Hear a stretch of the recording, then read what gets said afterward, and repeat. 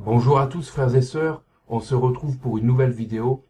Aujourd'hui, on va parler d'une doctrine de la société Watchtower qui enseigne aux témoins de Jéhovah une façon bien spécifique de pratiquer la Sainte Seine. À l'image des chrétiens de Béret, vérifions avec les Écritures si cet enseignement provient bien de la Bible et non pas de l'interprétation fallacieuse d'une organisation concernant la Sainte Seine. Les témoins de Jéhovah se réunissent une fois dans l'année le 14 Nisan, selon le calendrier juif, au coucher du soleil afin de commémorer la mort du Christ et célébrer par la même occasion la Sainte Seine. Des millions de personnes assistent à cette cérémonie, mais peu d'entre elles prennent part aux emblèmes.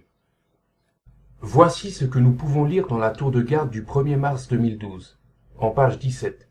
Qui doit consommer le pain et le vin?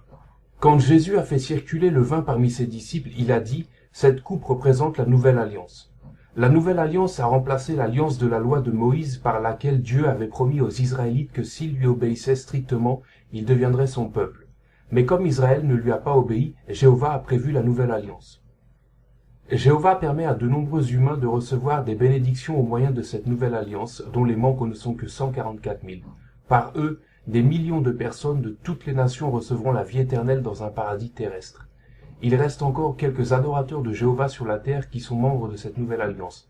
Ils sont les seuls à consommer le pain et le vin à bon droit, car c'est avec eux que Jéhovah a conclu la nouvelle alliance, alliance validée par le sang de Jésus. À la lecture de cette tour de garde, une chose m'a interpellé. En effet, si on regarde à nouveau le deuxième paragraphe, Jéhovah permet à de nombreux humains de recevoir des bénédictions au moyen de cette nouvelle alliance dont les membres ne sont que 144 000. Par eux, des millions de personnes de toutes les nations recevront la vie éternelle dans un paradis terrestre. Donc là, on voit bien que c'est pas Jésus qui donne la vie éternelle, mais ce sont les 144 000.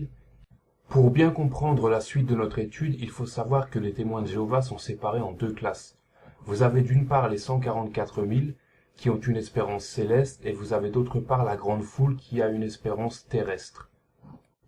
Pour répondre à la question de savoir combien de personnes peuvent participer à la Sainte Seine, je vous invite à considérer le passage situé en 1 Corinthiens au chapitre 10 et au verset 17.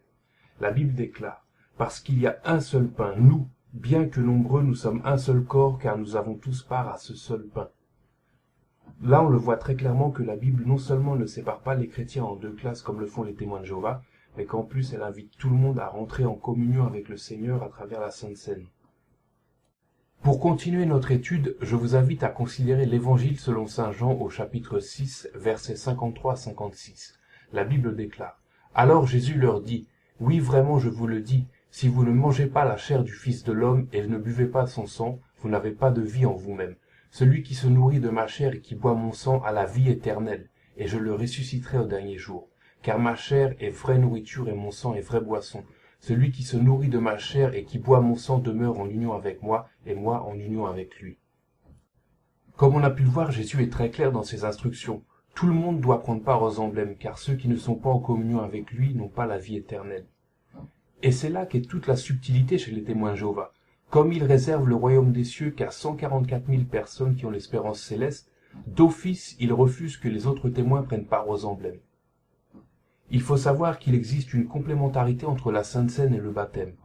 Le baptême chrétien, c'est aussi le moyen par lequel une personne témoigne publiquement de sa foi et de sa décision d'être un disciple de Jésus-Christ. Quelles sont les conséquences de tout ça? Pour cela, je vous invite à prendre le premier livre des Corinthiens au chapitre 11 et au verset 26. La Bible déclare « Car toutes les fois que vous mangez de ce pain et que vous buvez cette coupe, vous proclamez la mort du Seigneur jusqu'à ce qu'il vienne. » Donc, non seulement les témoins qui ne prennent pas part aux emblèmes ne reconnaissent pas le sacrifice de Jésus, mais en plus leur baptême est caduc,